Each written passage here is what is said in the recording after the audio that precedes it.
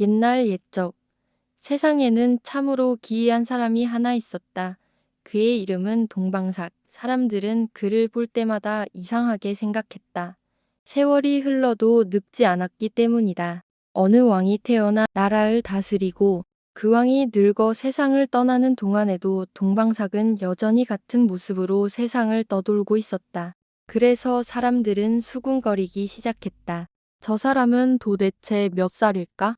누군가는 말했다. 100년은 넘었을 것이다. 또 다른 사람은 고개를 저었다. 아니다. 100년이 아니라 1000년은 살았을 것이다. 그러나 동방삭은 그저 웃기만 할 뿐이었다. 어느 날 한 사람이 조심스럽게 물었다. 동방삭 선생, 도대체 얼마나 오래 사셨습니까? 동방삭은 잠시 하늘을 바라보았다. 그리고는 빙긋 웃으며 이렇게 말했다. 글쎄, 3000갑자쯤 되었을까? 사람들은 그 말을 듣고 놀라움을 감추지 못했다. 갑자란 60해를 말한다. 3000갑자라면 사람으로서는 상상조차 하기 어려운 세월이었다. 그래서 그날 이후 사람들은 그를 이렇게 불렀다.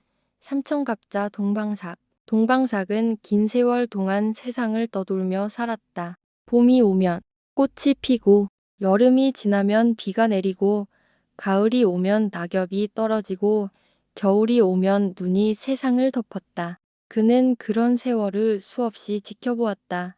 수많은 사람들이 태어나고 수많은 사람들이 세상을 떠나는 것도 보았다. 그러나 동방삭만은 여전히 세상에 남아 있었다.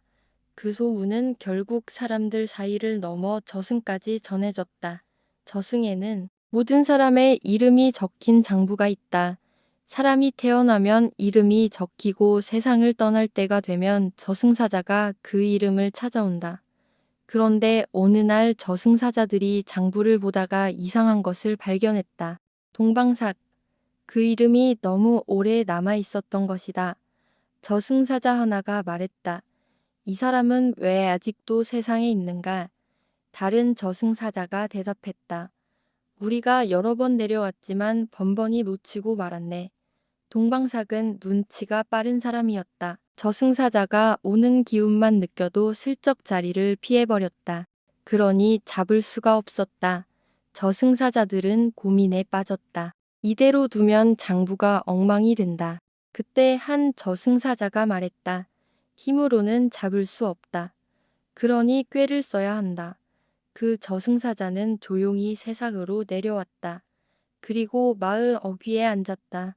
그의 손에는 검은 숯이 들려 있었다. 저승사자는 그 숯을 물에 담가 천천히 씻기 시작했다. 검은 숯을 마치 흰 돌처럼 만들려는 듯 열심히 문지르고 있었다.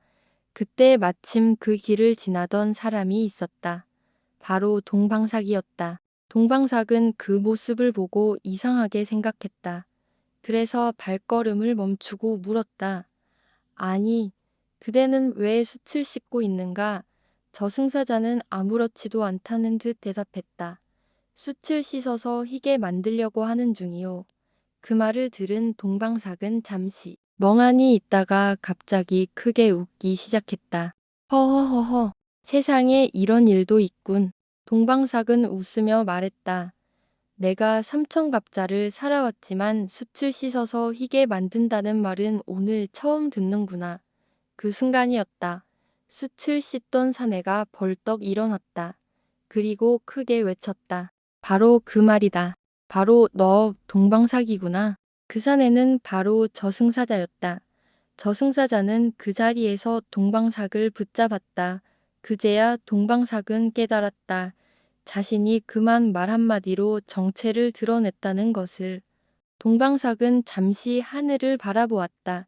긴 세월 동안 그는 수많은 사람들을 보았다.